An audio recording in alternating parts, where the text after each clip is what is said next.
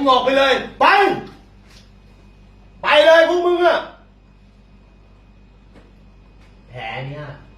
ผมจบแล้วพี่แต่ไก่เหี้ยเนี่ยผมขอกูบอกให้จบไงเฮ้ยกูบอกให้จบไงกูบอกให้จบมากูบอกให้จบไงเอา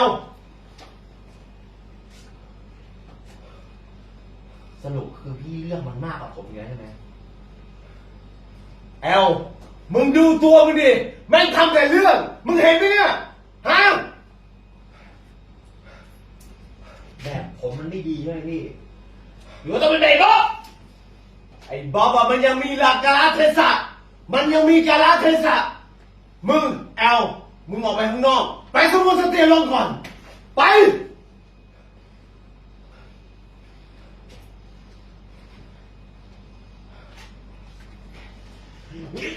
ฮะ